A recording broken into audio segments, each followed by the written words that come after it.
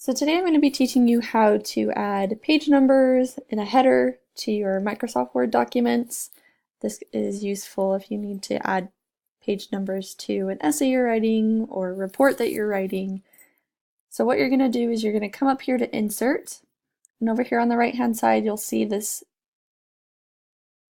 it says page number, and you're going to hit the drop down arrow, and again you'll hit page number again and it'll bring up this little pop-up. And this will allow you to put the settings to where you want the page number to be at. And since it's going to be a header, we're going to put it at the top of the page. So you're going to hit this little drop down arrow and hit header.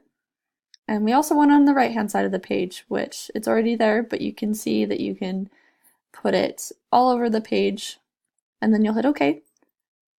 And you'll see there then that we have our page number. And if you're wanting to insert your last name on the page as well, or even the title, so that that shows up on every page of your document, you're going to come up here, double click, and that'll access and select the header for you. And you come over here and click again next to the one, and that'll allow you to type your last name, the title of your paper, so that it shows up on every page. And then you can either click here to close header and footer, you can also double click.